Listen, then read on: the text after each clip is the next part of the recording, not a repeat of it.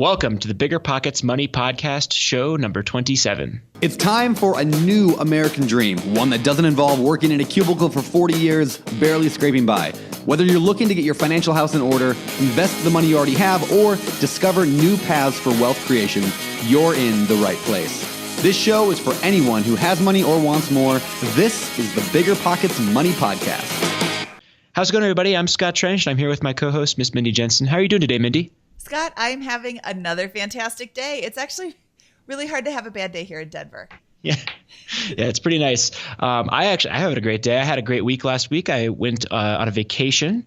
We're recording this on June 11th. So the prior week, I went on vacation and used travel rewards to book the flight for me and my girlfriend using Companion Pass to Baltimore. And then I went down to Carolina for a bachelor party and really enjoyed my week there, kind of benefiting from exactly what we're going to talk about today, which is travel rewards and how to maximize it. Yeah, today's show is for anyone who likes to travel and doesn't want to pay full price. We're talking to Lee Huffman from Bald Thoughts about his experiences and tips for getting the most out of his traveling dollars. But before we continue, I want to say who this show is not for. And this show is not for somebody who is heavily in debt and cannot afford to pay off their credit cards every month.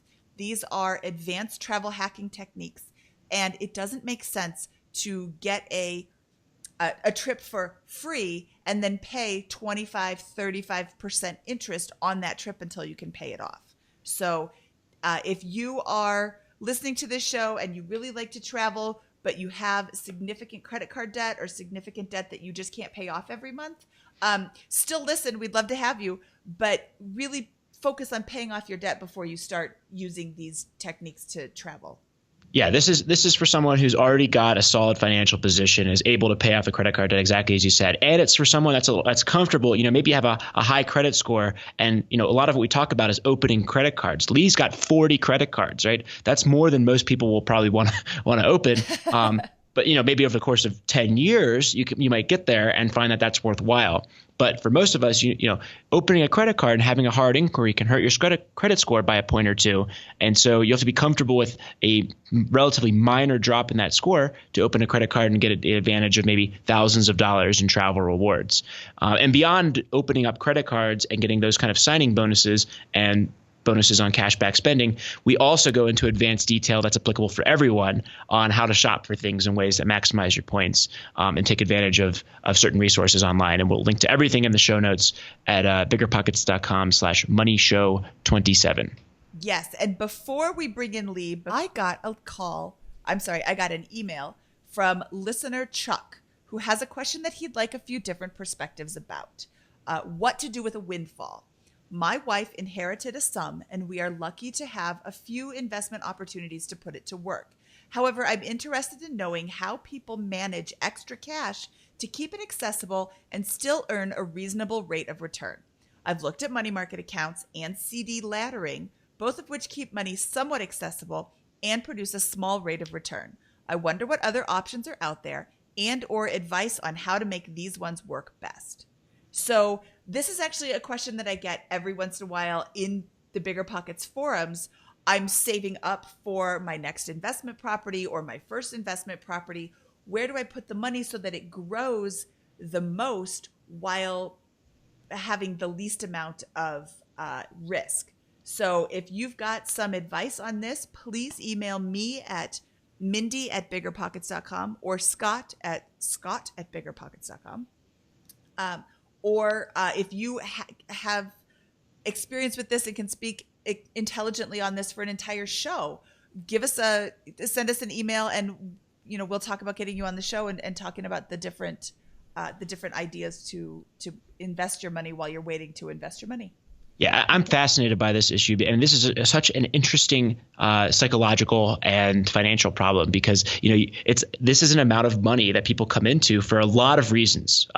Inheritance is one, just saving up over the course of a decade or two and not really having, just kind of keeping that in your bank account, and then discovering investing or financial independence. There's a lot of reasons why ordinary people can come into more wealth than they'd ordinarily be able to accumulate with a year or two or three of savings, and knowing what to do with with that is it kind of actually a fairly common problem that I'd love to, Mindy and I would love to learn about and kind of pick the brains of someone who's an expert at handling those kinds of situations. Yes. So we look forward to hearing your responses, and then I will put these all together and have that available for people on BiggerPockets as well. We are now going to bring in Lee Huffman from Bald Thoughts to tell us all about the exciting world of travel rewards. Lee, welcome to the show. It's great to be there. I'm doing awesome. So how are you doing? I'm doing fantastic. It's a beautiful day outside today. We've had quite the run of really hot weather, so I'm glad it's cooling off today.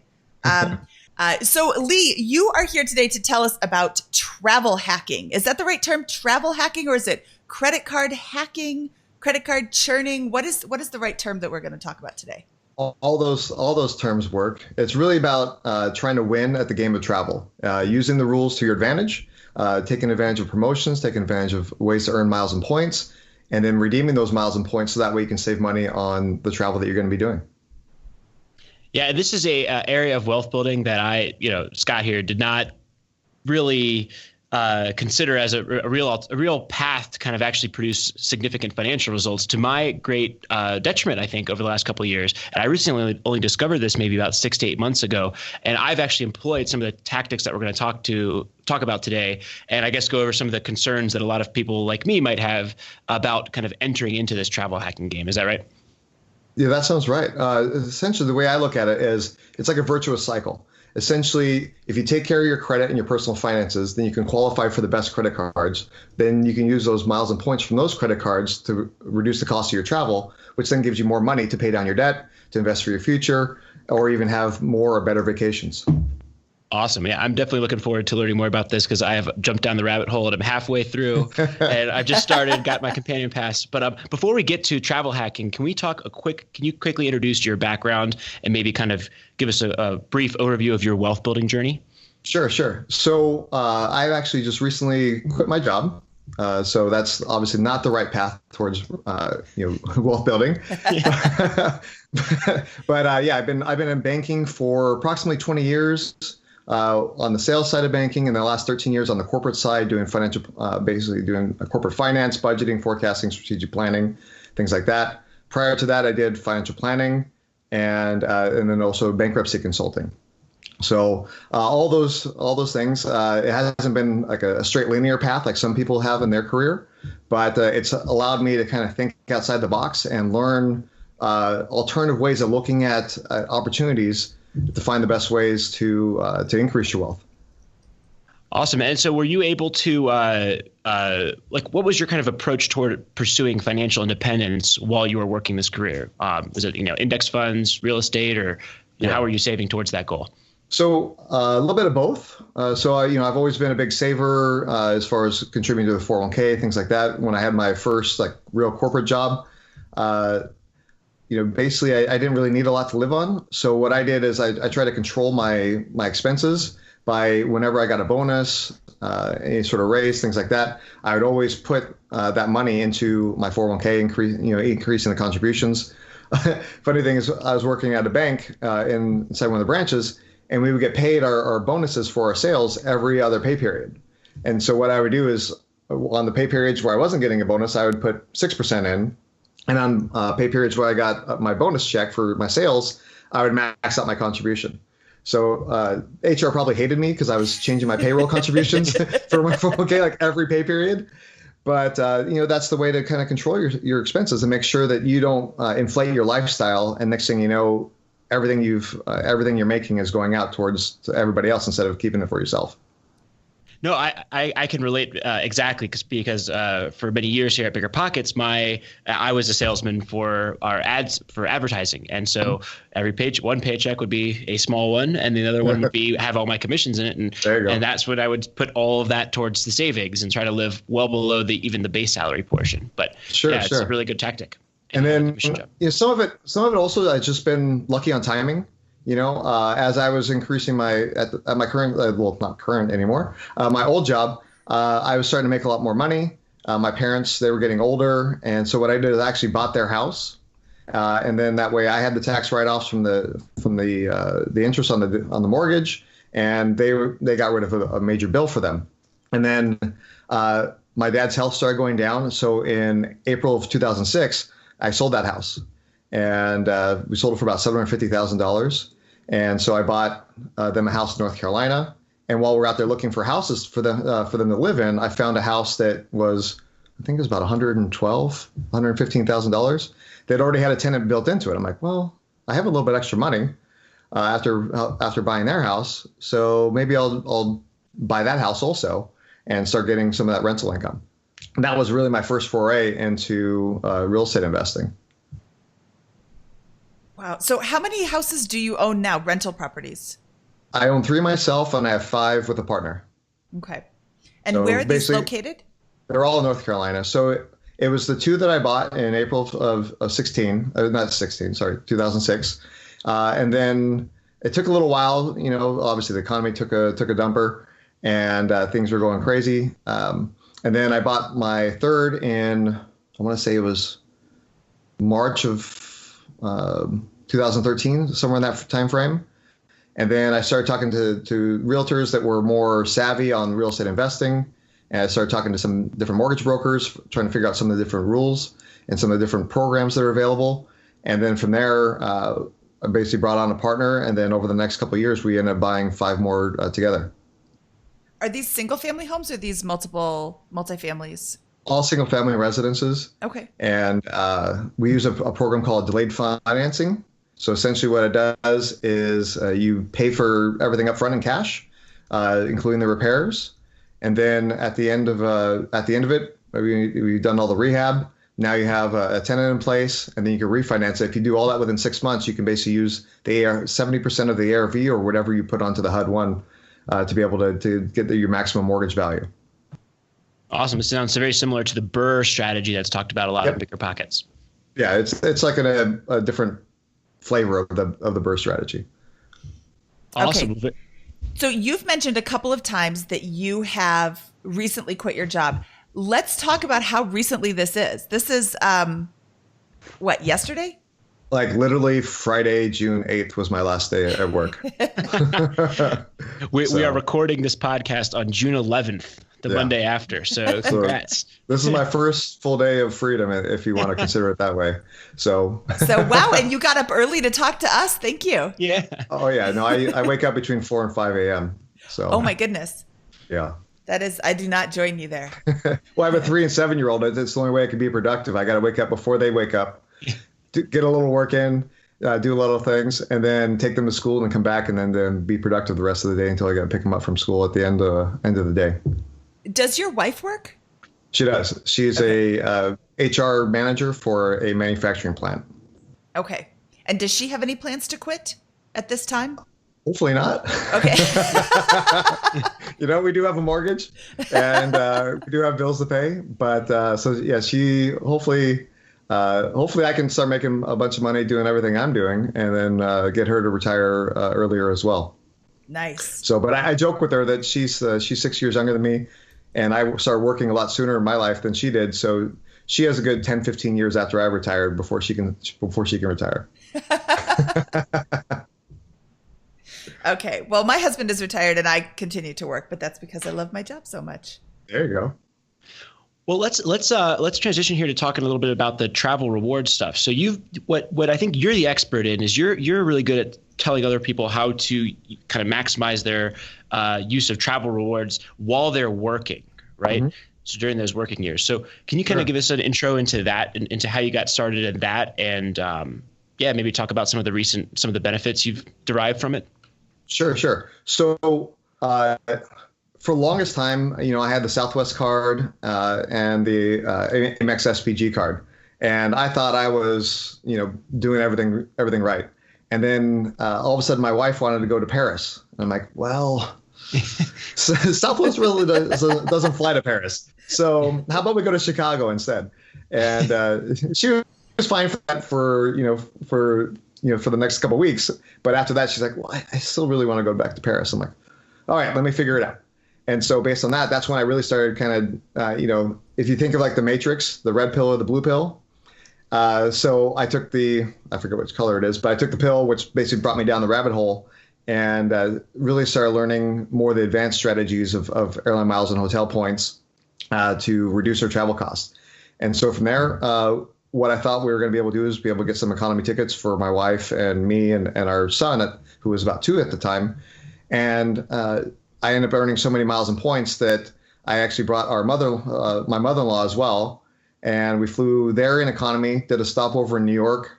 And then on the way back, we flew back in business class. So there's nothing like seeing a 26-month-year-old just sprawled out, as happy as can be at business class, while all these other people who have real jobs and everything are trudging their way back to economy. So after that, I was really hooked, just realizing the power and the potential of those airline miles and hotel points, all the different advanced strategies as far as being able to earn all those miles and points without spending tons of money. And, it's been a wonderful journey since then. So how did you get those miles? You said you earned so many miles that you were able to bring your mother-in-law and your son to fly business class back. How did you get those miles? Because traditionally, to get miles on airline rewards programs, you had to fly those miles. Yeah, well, earn is a little bit of an oxymoron in this world. So, there was a thing at the time called the two browser trick, where at the time I applied for 2 different Citibank American Airlines cards. That at the exact same time I had 2 different browsers open, and literally you fill out all the information on one, fill out all the information on the other, and then you click one to apply, and then you switch over to the other one like 2 seconds later and click apply. So both of them are applying at the same time, and then I end up getting approved for both. So that was one of the things that allowed me to earn a lot more miles and points very quickly. And then also there was a opportunity with Fidelity at the time where it said, okay, if you deposit $100,000 into an account with Fidelity, then we'll give you, I don't remember how many miles it was. I think it was 50,000 miles, something like that. And I said, okay, well, I don't have $100,000. I'm going to write a check. But what I can do is I can deposit $8,000 over and over and over again, 12 times over the next 2 or 3 months. So I would deposit $8,000, let the funds clear, withdraw them, deposit it again, let the funds clear, withdraw them. Did that over and over and over and over again until I got to $100,000 deposited, and boom, I got the bonus. So a lot of these things were back more like in the heyday, 5 years ago. They're not really available right now, but it's just every time the game is always evolving, and you just have to keep learning, following bloggers like me, following other bloggers, going into some of the forums, and just kind of trading secrets with people, and learning and taking notes and implementing right away, because some of these loopholes will close in an instant, and some of them are open for quite a while. So how are you finding out about these new ideas? You just said like following bloggers and connecting with other people, but how do you find out about them? Do you get emails from the banks, or do you just No, the banks the banks certainly aren't gonna tell us about that, because we're not always the most profitable clients of theirs, and so they're taking steps to reduce the availability of these offers for people that, like you said earlier, credit card churning, things like that. They want customers that are going to apply for a card and keep that card for years and years and years, paying the annual fee for multiple years, because essentially it's like a loss leader when they give you, say, 50,000 miles, 100,000 points, whatever, when you first sign up, because they want to keep that long-term relationship with you. So how I find it, there's conferences that you attend to. There's sometimes people that work for those companies will email you and share something with you. And some of it's just making connections and building friendships and getting the information that way.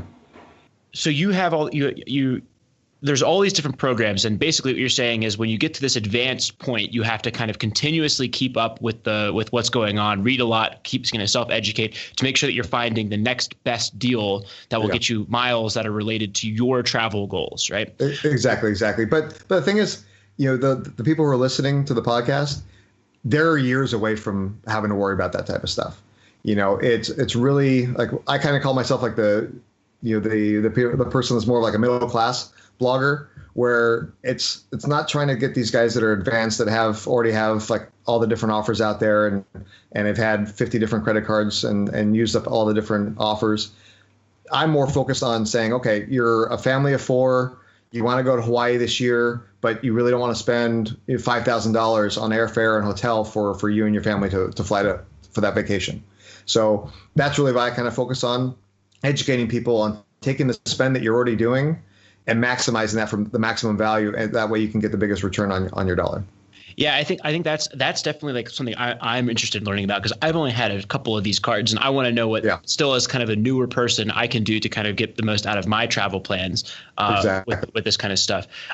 Quick question here. How many cards have you had, and how much time do you need to invest in this at the advanced level to kind of keep getting significant rewards? At the advanced level, it can be quite challenging. I currently have around 40 credit cards open right now. Oh my gosh! Yeah, I knew that's probably going to give you a little bit of a heart attack. But I mean, again, like what I'm more like PhD level, and what I kind of teach people is more credit cards 101. Some basic things that are going to make a big impact in your life. Whereas for me, it's like that diminishing returns, right? So if you put in an hour or two, you're going to save a few $1,000s pretty easily, right? Whereas me, because I've had most of the credit cards that are out there, most of the different offers, and a lot of banks are making it more and more difficult for people like me to get more rewards, then it's a lot harder. I have to put a lot more time in to get those rewards for everything I'm trying to do. Awesome. So how should a family start? What's kind of like a good intro level approach to beginning to travel hack here? Again, like with me and my experience, going to Paris, right? It's finding the card and finding the program that's going to help you get to where you want to go. So you want to start and say, okay, where do I want to go? Do I want to go to the Caribbean? Do I want to go to Asia? Do I want to go to Europe? Where is it that you want to go? Or just, what? I just want to go to Orlando. I just want to take my kids to Disney World and have a fun week. So figuring out where you want to go first is going to help you figure out which program is going to be the one that you should focus in, which then based on that is going to say, okay, I should get X, Y, and Z cards to maximize the miles and points from that program. Awesome. Yeah. For me, when I was thinking about this, my thing is, I'm 27. A lot of my friends are getting married at different parts in the country. Yeah. Right. So I got to go to Columbus. I got to go to Memphis. I got to go to North Carolina. I was just in North Carolina last week for a bachelor party. And these flights kind of are all stacking up. So I was like, I need Southwest points because I need them for practical travel, around the United States right now. Exactly. And you said you have, I'm not sure if you have like a wife or girlfriend or whatever, but getting that companion pass basically just slash your prices of your flights in half. Right? Yes. I have the companion pass, and yes, I use it to take my girlfriend on these flights down. Yeah. It's a huge saver. It's ridiculous for Southwest. So I've had the companion pass for 13 years now. And back in the day, the first 2 or 3 years when my wife and I would fly, at the time we weren't married yet, but we would fly, and I didn't realize that the companion pass counted when you redeemed for the Southwest points. So I was only redeeming those passes on flights that I would actually pay for. And, I just did like a big old facepalm when I realized, what? It actually works on those redemptions as well. I'm like, oh my God, I missed out on so many free flights. So, but you live and learn, and you can't beat yourself up on something that you missed, right? You got to focus on, what's the next thing you're going to do and how to maximize that. So like in your case, getting the Southwest Companion Pass, for those people who don't know what it is, essentially you have to earn 110,000 points with Southwest in a calendar year. And then based on that, you get a companion pass where every flight that you take, your designated companion can fly for free other than just paying the little bit of taxes that the federal government mandates that you charge. So what Scott's doing is, say if a flight costs 20,000 points from where you live at, Scott? Denver. Okay, so you're in Denver, you fly into North Carolina, it's 20,000 points. Essentially, instead of paying 40,000 points for you and your girlfriend, now you're only paying 20,000 points and $5.60 each way for you and your girlfriend to fly. Yeah, it's buy one, get one free. Yeah. It's the ultimate, right? And then now Southwest is getting ready to open up flying to Hawaii, and they bought AirTran a few years ago. So now they're doing a lot more international routes. They go to the Caribbean, Costa Rica, Mexico, all these different destinations. So I call it like international light, their footprint, but but they have a great network, and they have a great program. So, and I'm looking forward to seeing how you maximize that. That's pretty awesome. Yeah, stop telling people that they're flying to Hawaii because I don't want the competition. Yeah. I actually have a friend who's a Southwest flight attendant, and she doesn't even know, or she won't tell me when they're going to start opening up that route. But I cannot wait until it's opened up. I don't go to Southwest every morning to see if they've got flights to Hawaii yet, but I'm really excited for that lower cost flight to Hawaii. Oh yeah. Well, there are other ways to go to Hawaii for relatively cheap. So I live in California, and there's British Airways Avios is a great way to go to Hawaii. Most people think like we live in America. Why would you earn British Airways Avios miles points? Well, basically from there they have partnerships with American Airlines and other airlines, and you can fly from California to Hawaii for 12,500 points. Yeah, each way. So, and I've done that. Yeah. I've done that on American for slightly more, but American is the least expensive rewards trip to Hawaii. So a couple of years ago, British Airways was offering a really, really amazing sign-up bonus, and both my husband and I signed up for the cards and got 200,000 miles and took our kids to Hawaii for I think it was $95 for an annual fee that's charged up front. Yep. So let's talk about annual fees, because some cards don't have an annual fee, or they have an annual fee that's waived for the first year. Do you pay an annual fee, or do you can you get that waived? Is that kind of an always set in stone charge? Do you recommend having a card with an annual fee? Like, you get better points? So answer all 27 questions I just threw at you. Well, a lot of people are afraid of paying annual fees, right? Because you're like, well, why would I pay for something? I can get this other card for free. And you have to think about what you're actually getting, So a lot of these cards now that have the annual fees, like say on the hotel side, like Hyatt, IHG, Marriott, all the different cards, all the different programs, they offer a card that has an annual fee, but generally you're getting a free night in exchange for it on top of the bonus points from when you sign up. So you're paying a little bit less than $100 for is most of them, anywhere from $50 to $100 is the annual fee, but you're getting a free night. So if you're going to redeem that free night for a hotel that's more than $100, you won, right? Because you automatically got a discount on something you're going to do anyways by staying at a hotel. And if you do it right, you can redeem that free night for something that would have been $200, $300, even $400. So it's all about trying to figure out how to kind of game the system, so to speak, by prepaying something up front to getting a massive discount later on. Some of the more premium cards, now a lot of cards are coming out that have annual fees of $350, $450, even $550. And those are a little bit harder to justify, right? Because it is a big investment up front of that much money. But you know what? Guarantee you the first year, you're going to save way more than that annual fee because you got the sign-up bonus anywhere from 50 to 100,000 miles or points. You're getting, a lot of times you're getting like a global entry reimbursement of $100. Some of these cards offer travel reimbursements of $200 to $300. So you can see very quickly how paying that annual fee of $350 to $550 whittles down, and next thing you know, it's maybe $100 after you factor in all the different benefits. And for me, having lounge access, having a lot of these premium benefits is worth $100. Awesome. So let's go ahead and transition here into let's walk through the specifics of how someone getting started should approach this problem, right? And let's start assuming that you want to get the Southwest Companion Pass, because that seems to me to be the most practical for a large majority of people who are trying to do, United States-based travel, or maybe go to the Caribbean, wherever Southwest flies. Sure. So how would, I'm getting started on this. I'm not sure. I'm a little tentative about opening a new credit card. What do I need to do to go and get that Companion Pass? Okay. So the easiest path to getting the Companion Pass right now is getting the personal version of the credit card. It's going to be, I think, about $99 annual fee. You're going to get probably 50,000 Southwest points after you spend $2,000 to $3,000 on the card in the first 3 months. And so now you have 50,000 plus whatever you spent on the card.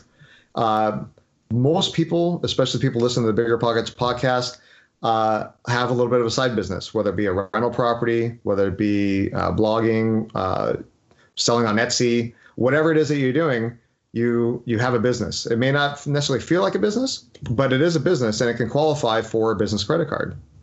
And you don't have to have hundreds of thousands of dollars in revenue to qualify for a business card either. Sometimes you're just starting up a business, and your CPA says from day one, you should have a business credit card to keep your business and your personal expenses separate. So when you apply for the card, don't lie. Just say, I have zero revenue, or I have $3,000 of revenue, whatever your number is. And now you can apply for a business credit card, whether it's you have a EIN or just using your social security number. So I would definitely recommend getting an EIN, though. They're free. You can go to the IRS website and apply for that. Takes maybe 10 minutes. So so the next step beyond that is getting the Chase Southwest business version of the card. And the offers kind of bounce around, but I think right now it's offering 60,000 Southwest points. Again, for the same $99 annual fee, you got to spend $2,000 to $3,000 in the first 90 days. And now you have 50,000 from the first card, 60,000 from the business card. You have 110,000 points. Voila, you just qualified for the Southwest Companion Pass. And it's good for this year and all the way through the end of next year. So you're really benefiting most if you can apply for that card and qualify early in the year as possible. That way you can get as close to 2 years with the Companion Pass as possible. Yes, that means if you get it in January, then it'll be good through January to December of 2018, and then through January to December through 2019. But if you get it in December, you only get 11 or 13 months on that card, right? Of that Companion Pass. So you want to get this early in the year. Now, a quick question I have, because I've never actually figured this out. Can I get 109,000 points by December 31st and then get my last 1,000 points in January 1st? Or do I have to collect all 110,000 points in one calendar year, or in that year? Yeah, all 110,000 in one calendar year. Okay, so you want to start this January 1st, basically. Yeah, or some people that are a little bit more trying to game it will apply for the card in December, and they won't spend any money on it until January 1st. Gotcha. And they spend everything from January 1st through that current billing cycle, and then bam, they have the Companion Pass, because those bonus points will post as soon as the statement closes. You have the Companion Pass generally by the end of January. Yeah, and I didn't game it that much. I got it somewhere in like March, April, but that was still great for me. It was a big improvement over not having the Companion Pass prior to that. So, yeah. Well, I mean, honestly, most people don't travel that much where it's going to mean that much of a difference whether they get it in January or March or even June. So just the fact of them having the Companion Pass for 18 months, if say they get it in June, is going to be a huge difference in their life versus March. All right, now quick question here. If I have a business card and a personal card, I can spend both business and personal expenses on the personal card and then switch all of my spending, both business and personal, onto the business card in order to quickly get to these $3,000 limits. Is that correct? Technically correct. I mean, they really don't want you to mix personal and business on the different cards, but like the credit card police aren't going to come after you and say what's going on. I mean, at our levels, right? I mean, if you start putting $1 million of business expenses on a personal card, or put $1 million of personal expenses on a business card, they're going to probably start looking at you a little bit closely, right? But if you put a few thousand here and there, nobody's really going to bat an eyelash on it. Huh. But you really realistically, say you have an LLC, a corporation, something like that, and you specifically set it up to protect yourself, right? You don't want these avenues where there's inroads where they call it piercing the corporate veil, where say somebody trips and hurts themselves on one of your rental properties, and now because you've put personal expenses on the business card and business expenses on your personal card, they call it commingling your funds. Mm-hmm. Now they can pierce the corporate veil and come after you and sue you personally instead of just suing your LLC that owns the rental property. Yeah, if you have an LLC or a business set up that is a significant entity, that's where you got to talk to your accountant and your lawyer first before trying to game any type of system like this. But if you're house hacking, for example, and you live at a property, maybe probably don't have it in an LLC at that point because you're living there, and that's still a business, right? My house hack's still a business, and I can then put that with a business with real revenue coming in as my application for this card, Scott's house hacking business or whatever. Exactly. Exactly. And I mean, one of the things that we always need to talk about is any of the miles and points that you earn are not worth paying any sort of interest on the cards. So only do this if you're able to pay off the balances in full every month. Because credit cards, especially with interest rates rising, credit cards charge anywhere from like 20 to 30% interest rates on their cards. So in a couple months, it's not going to take much where the interest that you're paying overwhelms any sort of benefit that you got from the card. So only do this if you're able to pay out the card in full every month. Thank you for saying that, because I've always paid off my credit card all the time. So that's kind of second nature. And sometimes you do forget that. Yeah. You said interest rates are 20 to 30%. That astounds me, because then you're bumping up against usury laws, in my opinion. In real estate, you're bumping up against usury laws in like the 18 to 28% bracket, which seems ridiculous that credit cards can charge so much. Yeah. So you talked about the Southwest Companion Pass. What are some other really good programs, like for hotels or for other flight programs? Well, I would say, say you don't have a destination in mind and you're not quite sure where you're going to go. Some of they call them like the bank proprietary points, like Chase Ultimate Rewards, Citi Thank You points, American Express membership rewards. Those points are very flexible. And so you can redeem them for cash, you can redeem them for travel, or you can transfer them to their transfer partners. Say like in Scott's case, right? Say you have the personal version and the business version of the Southwest card. Now you're going, oh man, I really want more Southwest points because I really want to be able to travel and maximize this companion pass. Well, you start getting some of the Chase Ultimate Rewards credit cards, like the Sapphire Reserve or Preferred, the Chase Inc. business cards. Start getting some of those cards. Now you're getting another 50 to 100,000 points on each one of those cards, and they transfer 1-to-1 to Southwest. So say you between a couple cards, you accumulate 100,000 points in Ultimate Rewards, transfer them over. Now you got another 100,000 Southwest points, which, because you have this companion pass, is really worth 200,000 points for you and your girlfriend to travel. That's awesome. Yeah, so these kind of Chase Ultimate Rewards points, Citi Thank You points, and American Express, what were they called, points? Membership rewards. These are kind of like the all-rounders, versus the Southwest card points that I got go right to Southwest. I can't use them on, United or whatever. I can actually transfer these points to other airlines and book my trip to Paris or whatever. Exactly. Are there any? So what's kind of like? I've heard the 5-24 rule. Is that one that you recommend as a good way to get started along this? Does that kind of give you a good balance of this kind of stuff? Yeah, I mean, for the average person, you're not really going to have to worry about these rules too much, right? Because the average person is not getting 5 credit cards in a 2-year period of time. Every bank has kind of implemented these similar type of rules. Chase 524 means that they will not approve you for their most popular cards if you've had 5 new cards in the last 24 months.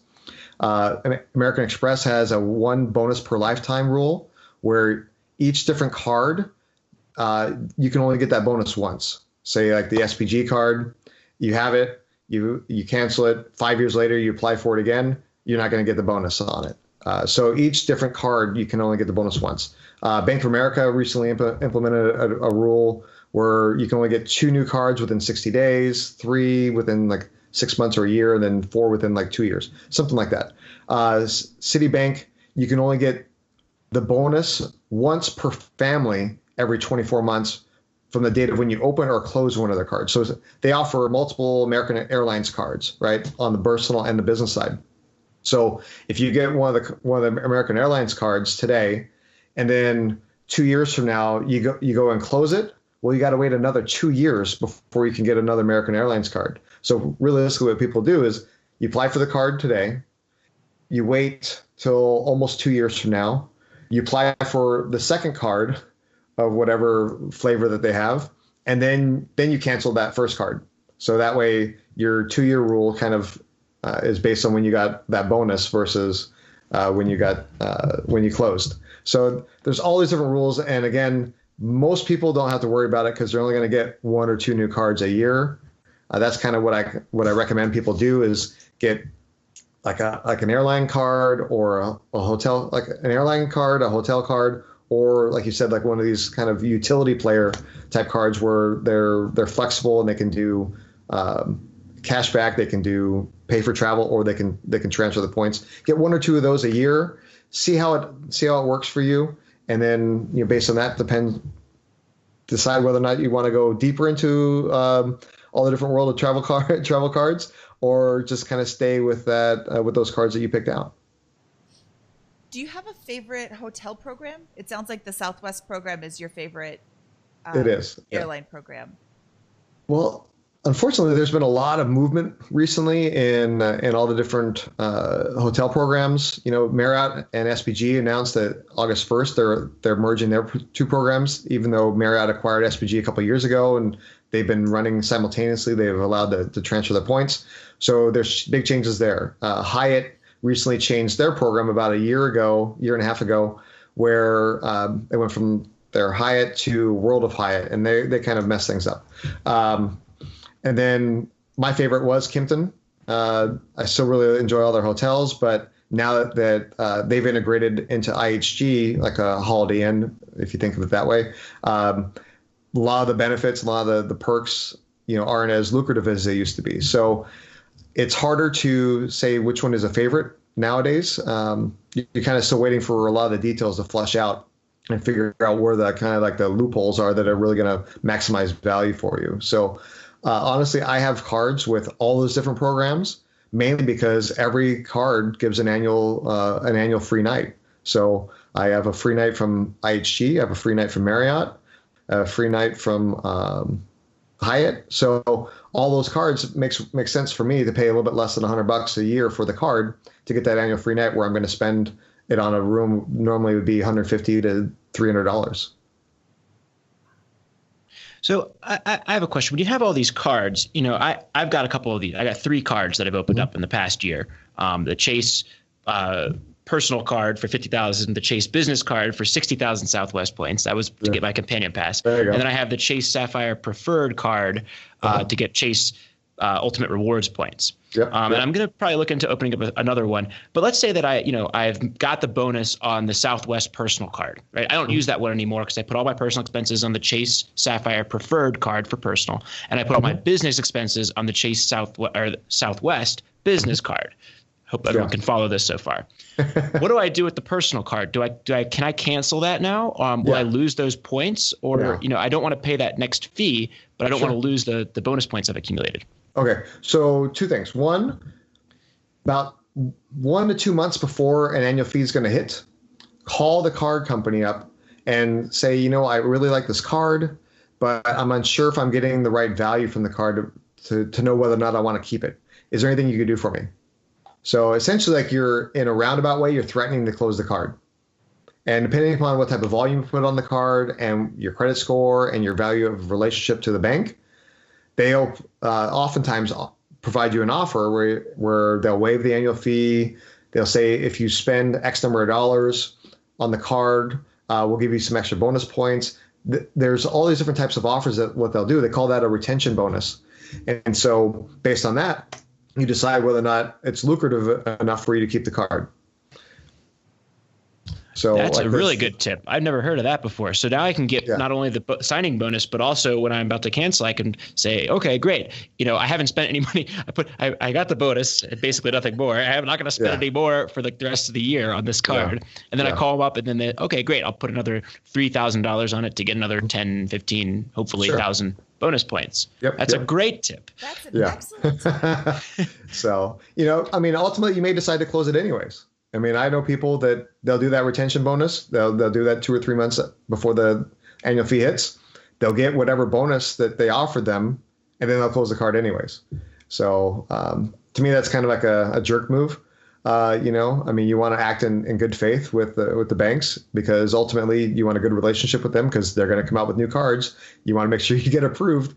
So I play the long game, not the short game, as far as trying to maximize those rewards. So, but again, you can do those types of things. And to me, looking at the annual fees, it's like any business, right? Whether you're going to a local hardware shop, you're going to a restaurant, whatever, they have to earn your business and earn that share of your wallet every single year, right? We work hard for our money, and don't just blindly give them money because they ask for it. So every year, look at the card benefits, because card benefits do change, and so look at it and go, is this worth me paying $49, $99, $350, whatever the annual fee is? Look and see, does this card still deserve a slot in my wallet, and do they still deserve a chunk of my income? And again, if they don't, I don't lose my points that I've collected. They just go into some account somewhere that I can store. Yeah, sorry about that. So it depends on the type of card, right? So if it's Southwest, American Airlines, whatever, or hotel card, every month when that statement closes, those points transfer into that airline or hotel program, and they're there. Like if you close that card, they're not going away. You will have potential kind of statute of limitations on those points where they expire after 12 months, 18 months, 24 months if there's no activity. But once those points are in there, they don't just evaporate if you close the card.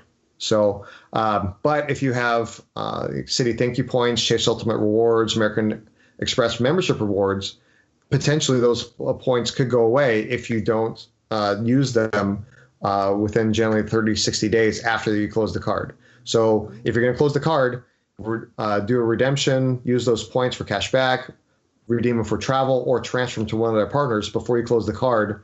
And then that way you're free to close it, and no worries. Awesome. That's a great tip. Yeah. So when I was closing one of my cards, I called them up and asked them that same question. And they said, as long as there's activity in the account. And I said, what do you mean activity in the account? Yeah. Activity on the credit card account or activity in the rewards account? And they clarified it's activity in the rewards account. Exactly. I only fly Southwest. Mm-hmm. This year I'm going to Greece and they don't go there, so I have to fly like Romanian Airlines or something. Yeah. I can't remember where I'm flying. Anyway, it doesn't matter. But when I'm on Southwest, I always put my account number into my credit into my reservation. Yeah. Thank you. Wow, completely skipped that. I always put that into my reservation, and then there's activity on my account. Even if I'm paying with points, there's still activity on my account. So, and my kids have their own rewards account as well, because we don't always have enough points to fly. Sometimes we have to give them money. So after the age of 2, your kids can't fly on your lap. So absolutely get them a rewards account for whatever is your favorite airline, so that they can be earning points too. Exactly.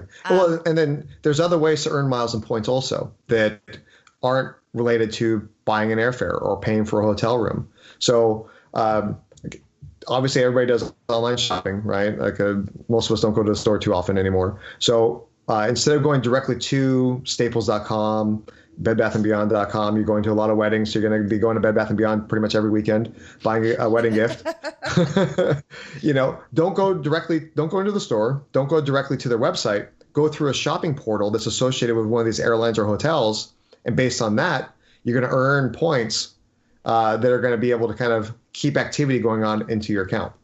Same thing if you're renting a car, go through their portal, attach your loyalty number to it, and then you're going to earn some miles and points for renting a car through, like, say, Hertz or Avis or one of those guys. Wait. Where am I finding these shopping portals? Because I've never heard of this, and I thought I was some travel hacking genius. Apparently, I'm like not even at the 101 level. I'm at the 99 level. I've got to test into it. You sound like you're in you're a sophomore, so you're you're going down the path and you're learning, and you've been able to implement a few things. But there's always more to learn. So essentially, one of the websites I would recommend going to is a site called cashbackmonitor.com, and so they are kind of an aggregation tool. And I know the owner of the site. He's a really nice guy. And so what he does is he aggregates all the different ways to earn cash back and miles and points through shopping portals. So say you're going to go to Kohl's, and you go to cashbackmonitor.com, look at Kohl's and it'll say, okay, here's all these different places where you can earn cash back or you can earn miles and points. And you go, oh, I'm trying to earn Southwest points. Let me see how many points they offer. Or, oh, this one is offering 5x return, and Southwest is only offering 1 or 2x. Well, I'm trying to earn Southwest points, but I'd rather have 5% cash back than 2 extra points on Southwest. So you can make that decision every time you go online shopping. But yeah, and so basically from there, click on the link, and it automatically transports you to that shopping portal for Southwest, Hilton, Hyatt, whoever you're trying to earn miles and points with. Does it cost more to shop through the portal? Nope, doesn't cost anything. So essentially, it's like anything, I mean, you're a blogger, Mindy, and so it's like affiliate marketing. So these websites pay marketers like me, bloggers like you, to refer business to them. So essentially, what they do is essentially they're giving you a portion of their affiliate commission. That's really what it boils down to. And if you're going to do a lot of shopping, pay attention and shop near holidays. Holidays and back to school are the best times to shop online because that's when they give extra bonuses. The bonus points don't count towards like the companion pass, but these points count towards being able to redeem for airline flights and hotel stays. So right now is Father's Day is coming up, right? And so a lot of these American Airlines, Southwest, I get all their emails, and they talk about all these promotions where you spend $50, $100, $200. They give you an extra, like not only the points you're going to earn through that merchant, but they're going to give you bonus points of 500,000, 5,000 miles or points just for shopping through their portal. Oh my God. I've never heard of this ever. And Yeah. I'm not a Okay. sophomore. I'm a seventh grader. For people who are just listening to the podcast, I definitely recommend zooming through the video to this point, just so you can see the look on Mindy's face when I was talking about this. That's amazing. I've never heard that before. Okay, so what are some other spending hacks that you know to help you with your minimum spend? Because I never have a problem hitting that. It's usually $1,000 a month. So like $1,000 in 1 month or $2,000 in 2 months. I've seen like $5,000 in 3 months, which is so in order to get the bonus, you have to spend a certain amount of money in a certain amount of time. So I am always working on my house or working on some sort of project. Yeah. But I've actually finished it now, which is Sure. lightning pace here. So what are other spending hacks that you know of? Well, I mean, number one, time your credit card applications for about a month ahead of any sort of major spending activity you're going to have, whether it's paying for your renewal in your life insurance or your auto insurance, home insurance. Those are big ticket items, generally $1,000, $2,000 a year, right? Paying tuition. My kids go to, they have daycare and private school, so I got to pay big tickets for their tuition. Even buying tires. I mean, 4 tires on a car is $1,000 right there. Yeah. So time your applications to bigger ticket items. And then on top of that, say like, you want to buy some gift cards. Like I like going to TGI Fridays a lot of times or Domino's or whatever. And if you have the money, you can float it. Buy $1,000 worth of those gift cards. You're gonna eat there throughout the year anyways. So if you can float the money, spend it, buy the gift cards from the grocery store, from Staples, wherever. Definitely look at like where you're getting your bonus points, because every credit card is a little bit different, and they incent people to spend at certain types of stores. Sometimes they'll get 2 or 3 times miles or points at a grocery store. Some of the cards offer 3 to 5 times points at like Staples, and both of them have tons of gift cards for just about any store that you're going to shop at, whether it's Kohl's, Home Depot, Southwest, whatever. They have a lot of different gift card choices for you to choose from. Oh, that's interesting. So my personal grocery store, it's open just for me. My grocery store that I go to all the time will frequently have 4 times fuel points on gift card purchases, and typically around the holidays. So Mother's Day, Father's Day, all these gift card giving holidays.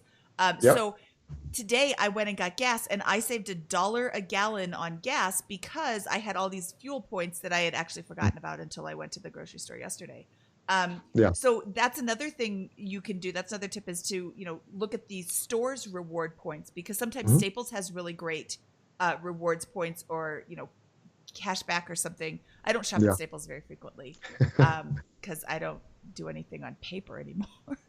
Well, yeah, but you can get a Staples card. A card that's going to pay you for 3 to 5 times points at office supply stores, and now you're going to Staples just for the gift cards, and that way you can then spend those dollars elsewhere. So what you mentioned with the store rewards on top of the rewards you're earning from your credit card, that's called stacking, right? So what you want to do is you want to be able to leverage the opportunities to get as many miles and points possible out of spend you're going to do anyways, right? So I don't go out to restaurants too often, but what I do is I want to maximize those points when I'm out there dining. So here's a strategy I use. I use a card that's going to pay me 2 to 3 times points whenever I'm out dining. And then I register that card through my preferred dining rewards program. Most of the airlines and I think a couple hotels participate in it. So I leverage them through Southwest. So I'm getting points from my credit card. I'm getting points from dining rewards, which go into my Southwest account. And then on top of that, I sign up for this program called Dosh. And what they do is at participating restaurants, they give you anywhere from 7 to 10% cash back on most of their participating restaurants. So now I'm triple dipping by going out to eat. Okay, so Dosh is DOSH? Correct. So you can find links to all of these sites that we're talking about in the show notes of today's show, which is biggerpockets.com/moneyshow27. A couple of weeks ago, we had Becky and Noah on. They were in the middle of their pre-FI mini retirement road trip, and they told us about another spending hack that I had never thought of before. And it's really just, you have to think outside the box. They said prepay your utilities. Prepay a few months of utilities. If you have to spend that money in order to get these big, huge travel rewards, if you don't have anything coming up, that's another way to do it too. Mm-hmm. So these are good. These are great tips to meet the minimum spending requirements of a few $1,000s per these cards. If you're getting a few a year, this is how you can kind of easily hit that spend and make sure that you get that signing bonus where you have to meet that minimum spend. What if you have the opposite problem? What if you are about to buy a rental property, for example, or have some other type of expense that's going to come up that's going to be large? So let's say you're buying a rental property, you're going to put $20,000 of rehab into it and closing costs. So $20,000 between a small, medium-sized rehab and all these appraisals and PMI, all that kind of stuff. Sure. How do I kind of go into that strategizing ahead of time so that I can make the most of, credit card signings and bonuses? Well, one, you want to make sure that whoever that you're working with takes credit cards, like say your contractor, or work with your contractor to say, okay, you go take to Home Depot or whatever the local hardware store is, whatever you want to buy, give me the shopping list and I'll pay for all the supplies. So you can take a look at it that way, because most likely the contractor you're working with, they're going to take their labor and then they're going to take whatever they're buying from the supply store and then they're going to bill you, right? But they don't want to pay 2 to 3% to the credit card company on all the stuff they just bought from Home Depot, right? So offer to pay directly to the place to be able to buy those supplies. Here's what I do. I have these. What I do is I buy gift cards and then I basically turn them into money orders.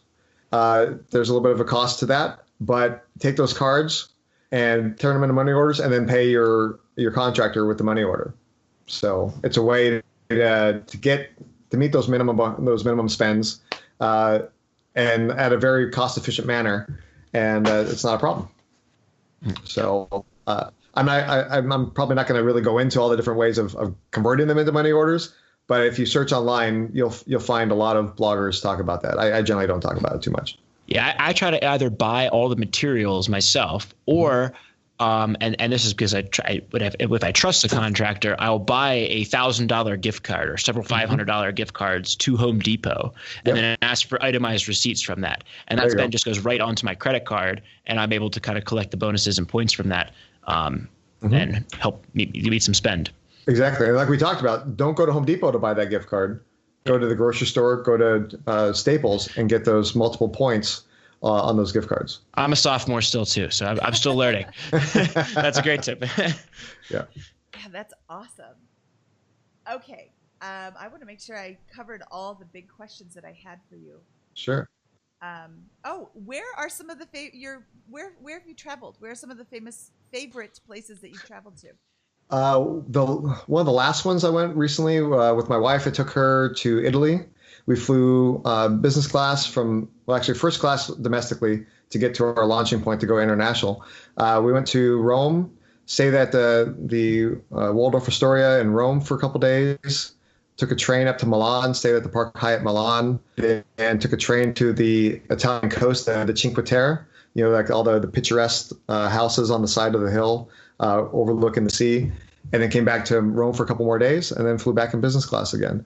And that trip would have cost $12,000 if we paid cash for everything, whether the hotel rooms, the airfare, et cetera. I used probably, I think it was about 200,000 American Airlines miles, some free nights from the hotel points, and I think about $1,200 in taxes and fees and annual fees, et cetera, to get those points. So I'm very good at earning the points. I'm not always good at redeeming them. So I actually paid somebody to book the flights for me, and it was, I don't know, I think their fee was about $350, but totally worth it. They got us far better routing and a better plane than I found on my own. And if I would have looked for the fees, if I would look for the flights myself, I think our cost would have been about $1,000, and I paid them $350, and in total it was $800, including their fees and the fees charged by the airline. So not only did they find me better flights and better routing, it is actually cheaper than what I would have found myself. You said you paid someone to book the flights for you. Was this like a travel agent, or is this a service that people provide? Yeah. So normally people are used to travel agents, right, where you pay cash and somebody books a flight and a hotel or a cruise or whatever for you. In the world of miles and points, they have pseudo travel agents where it's what they do is they call it award booking services. So you tell them how many miles and points you have from different programs, and you tell them where you want to go, and they'll find the best routing based on the miles and points that you have and the type of class of flight that you want to take, whether it's economy, business, first class, et cetera. And then do you actually have to book them yourself based on like links that they give you, or do you give them access to your account and they book it for you? Generally, you give them access to your account. I mean, kind of depends on what you're comfortable with. They can give you the routings and you can do it, but you're going to pay the same amount whether you do it or they do it. So I'm fine with just giving them my access to my account.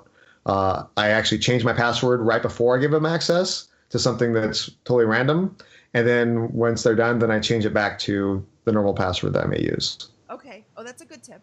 How do you keep track of your rewards? Well, there's a super simple app called Award Wallet. Oh. And it's a free. Well, they have a free version and a paid version. So essentially, the free version will do most of what everybody here needs. You log in to each of your different accounts, whether it's Southwest. Well, actually, sorry, they don't track Southwest, but you track Hyatt, United Airlines, American Airlines, all the different programs. They even check TGI Friday rewards. So they have all these different programs that they track. And then you have all of your miles and points in one simple interface, and you can look and see where you have all your miles and points. And every week they'll send you a really simple summary of, hey, here's the change in balances that you've had from, say, your statement close and points posted. You went on a flight, the points posted, or you redeemed for a flight or a hotel stay, and points got deducted from your account. So it's super simple. I've been using it for probably like 7 years now, and really enjoy it. What I do is I pay I think it's $10 every 6 months, something like that. So that way you get notifications when points are about to expire. And that $10 has saved me a couple different times where programs that I hadn't paid much attention to, but I had some decent balances in, and so that way I redeemed those points before the expiration date. That's great. That's fantastic. I thought that you were going to say spreadsheet, and I was going to Yeah. but can you share that? Awardwallet.com. Correct. Okay. Correct. And again, all of these links will be in the show notes at biggerpockets.com/moneyshow27. Okay, now it's time for our famous 4 questions. These are the same questions that we ask every one of our guests. Okay. And there's actually 5 because we didn't know how to count when we first started this. It's okay. It's personal finance. Nobody counts them. Nobody counts. Nobody knows how to do that. Our first question is, what is your favorite finance book? Well, of course, How to Sell Your Home by Minnie Jensen. I actually I bought that one about a month or 2 ago. But and no. Why did you buy that house? Why did you buy that book? Because I am selling my house. So, but yeah. So, but beyond that, the book that I read a long time ago, and I even actually kind of followed this mantra before I even heard of the book. It's called The Automatic Millionaire by David Bach, and I'm a huge fan of just setting things up once and letting them run. And that way I can go on about my life and focus on everything else. So Except for travel hacking. Yeah. Well, that way I can focus on the things that require, my attention, so. That's awesome. I love that book as well. And it's just a great, simple plan to become very wealthy over time. Exactly. All right. What was your biggest money mistake? I would say it's more on the job and income front. So back in 2001, I just started doing financial planning, and I had an opportunity to go into mortgage. One of my dad's attorney friends was starting a mortgage company, and he said, "Hey, why don't you come run in one of my mortgage offices for me?" I said, "Well, no, I just started this job doing financial planning, and I've promised all these people that I was going to be their financial planner. I was going to help them out, reach their goals." And then I just, basically said no, thank you. I ultimately left that job later on that year, and who would have foresaw that the mortgage boom was going to happen over the next 5 or 6 years? And I realized that I would have made so much money. Multiple millions of dollars, just based on the way I am and everything like that. I know I would have made so much money, and I missed out on that. But life is what it is, right? You can't focus on what you missed out on. And I had a good career in banking. I left financial planning, went into banking sales, and then from there went into the corporate finance job that I have now. Who knows if I would have met my wife based on where I would have been in life and things like that. So everything, it's like I think that movie's called like Sliding Doors or something like that, yes. where like one day Gwyneth Paltrow got on the subway car, and the other day she didn't, and like. Show these parallel paths of how her life was like so different because of one different thing. And yeah, I would have made a lot of money. It was a big financial mistake as far as that goes, but my life has turned out pretty awesome. I have a beautiful wife, awesome kids, and who knows if that would have happened if I hadn't have gone down the path I went. So it's a mistake financially, but it turned out well. Yeah, I love that you bring that up. That we rarely hear, I forewent an opportunity that would have worked out really well. It's mostly, I bought this thing, or didn't invest at this or whatever. But that's a great perspective. Thanks for sharing that. Definitely.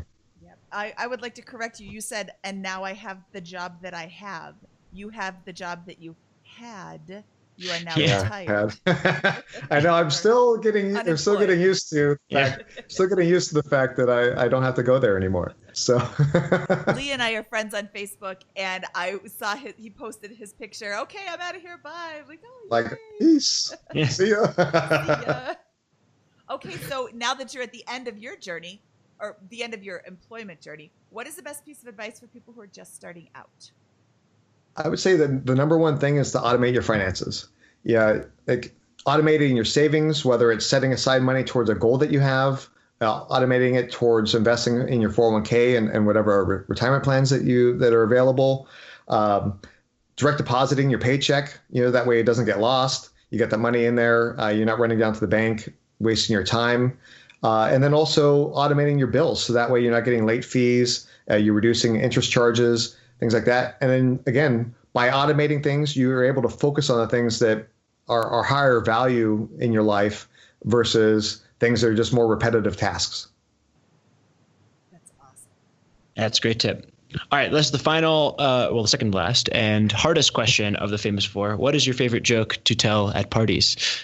Well, my parties are probably a little bit different than yours, Scott. I'm 43 and almost 43, and I have a 3-year-old and a 7-year-old. So a lot of jokes at those parties. Yeah, my audience is probably a little bit different. And so the joke that my son loves is a knock knock joke. So knock knock. Who's there? Interrupting Panda. Who? Interrupting Panda. Interrupting Panda. Who? Yeah. I'm so bad at knock knock jokes. So the panda interrupts you before you get a chance to say interrupting Panda. Who? So I know how to do that joke. Scott didn't do it right. Say it with me. Okay. Knock knock. Who's there? Interrupting Panda. Interrupting Panda. Who? So. There was a bar right next to the I went to the zoo last week with my girlfriend back in DC. I visited my parents and then drove down to North Carolina to hang out with some friends for that bachelor party.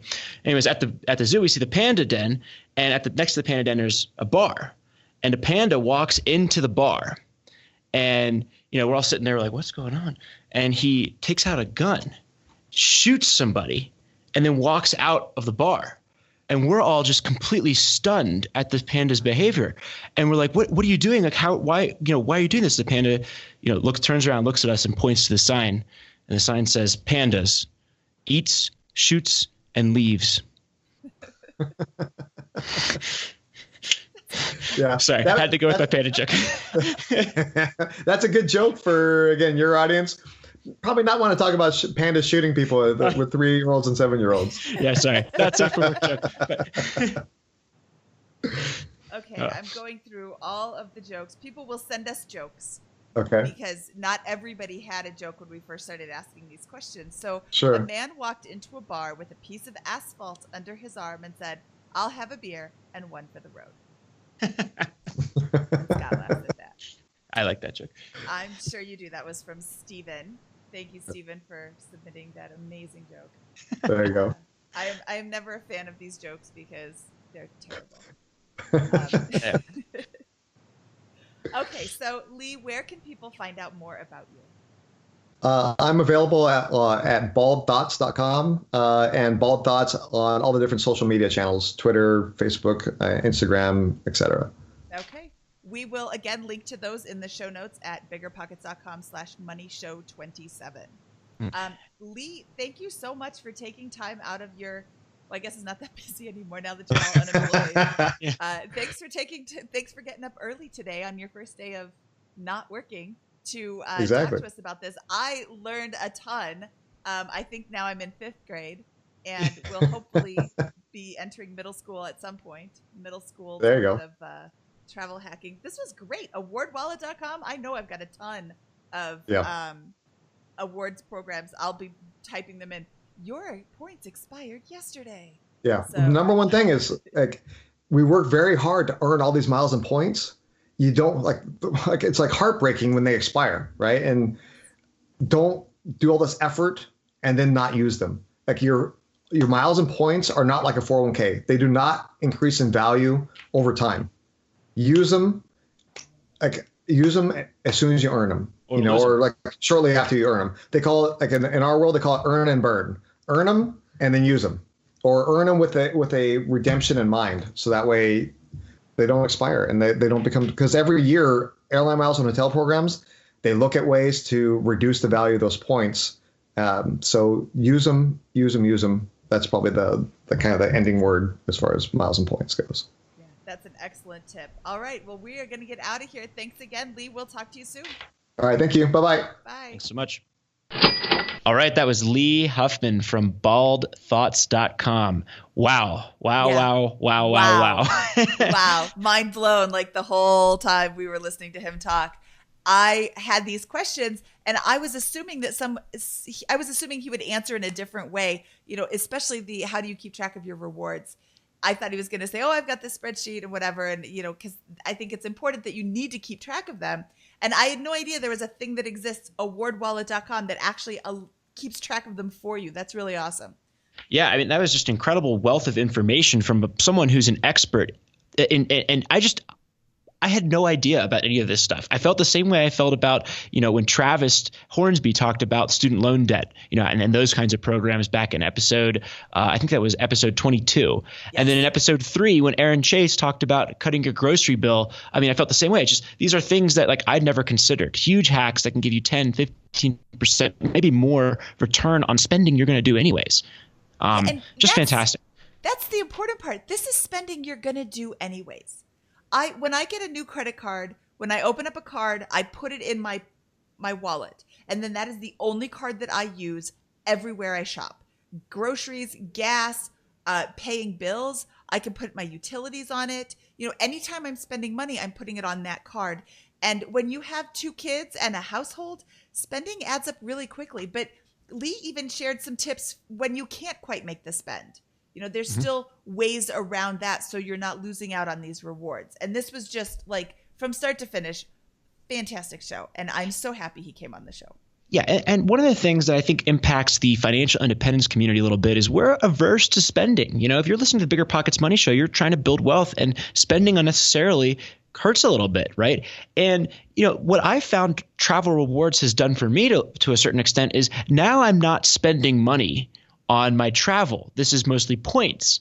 So I can enjoy myself traveling a little bit more. It doesn't bite quite as much when I have to go to, see my family or go to a wedding. A wedding used to cost me $1,500 to $2,000 to attend. Now it still costs me a couple $100 with the gifts, getting a suit, dry cleaning, all that kind of stuff. But the travel, the flight and the hotel are booked with points. And I can enjoy myself. And I don't know, it's a kind of a psychological trick for someone like me that's a little averse to spending to get really comfortable with these things and have a great time. It's just so much better to go for free than to go for $2,000. Yes, booked with points earned on money you would have spent no matter what. Exactly, yes. You always have to eat. But with Aaron's tips from episode 2, that now you spend less on that. Mm-hmm. Exactly. This was just fantastic. I'm so excited. This one went a little bit long because we just couldn't stop talking to this amazing guy. So we are going to let you go. Scott, do you have anything else to add before we sign off? Nope. Just take one quick step as a result of this episode and consider maybe going for the companion pass or going for one kind of generic Chase credit card that has a low fee and that will give you a good amount of points, and then spend them on something and reward yourself. I think it's just a great tip that will help you reduce your, travel expenses on things you either want to do or have to do. Yes. And you reduce your travel expenses. So now you can do more traveling. Yeah, exactly. All right. From episode 27 of the BiggerPockets Money Podcast, this is Mindy Jensen, over and out.